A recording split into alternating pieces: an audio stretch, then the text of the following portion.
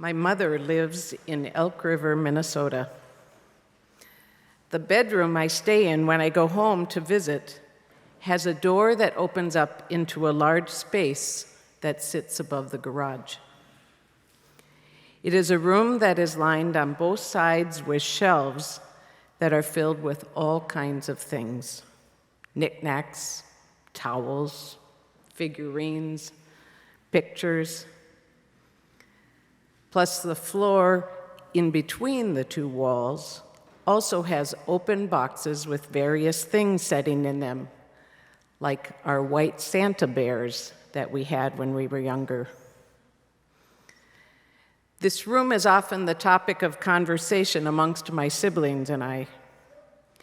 There is the constant encouraging of Mom to let things go, to pass them on to some other place. When I was a teen, I would go on my own cleaning frenzy and throw things away. And then I'd see through the window my mom going out to the garbage can to see what I had tossed there. Sometimes she'd take things out and bring it back in, or she'd question me on why it was I was throwing something away. And I'd look at her and I'd say, "Mom," with some exasperation at her interfering with my getting rid of things.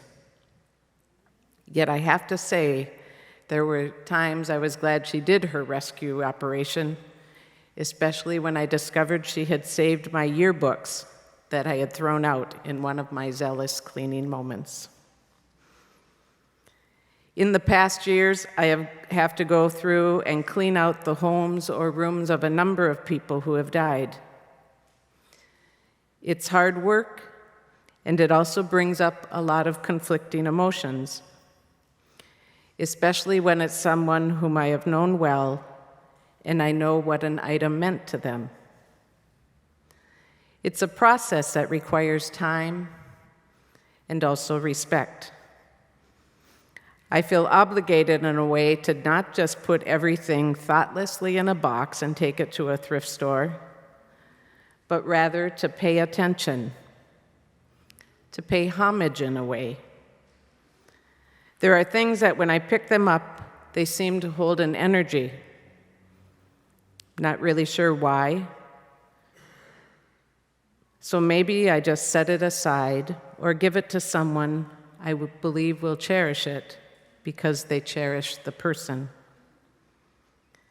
And then there are many things that were clearly part of a person's life on earth that was a part of their life, and they are no longer here. And thus it passes on, just as they have. And I myself, I have plenty of my own things, pieces from various places I have lived and worked and traveled, things that have been given to me, and even things my mom gave me on one of my visits home in her own attempt to pass things on. And I also have some things I have kept from those rooms and houses that I cleaned out after a friend died, to remember them. I think about my mom when I look around my own room and wonder if I should let things go. A bookmark, a figurine, a colorful ceramic dish, a volcanic rock, or a wooden bowl. As I look or touch different things, I check in with myself. Is there any feeling, any attachment, any meaning yet? I've done this ritual enough times to know that when there is still a meaningful connection, and I notice a little energy in the heart, I hang on to it. As I go through my own process, I get why my mom holds on to things. She is the youngest of 10 siblings, and she is the only one left. My father and most of his siblings have passed away. Many of her high school and nursing classmates she remained with all her life have now passed on.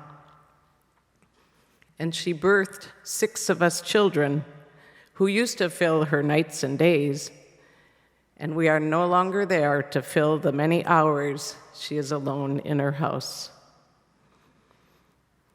When I open the door to the room in the garage, yes, I see a lot of stuff.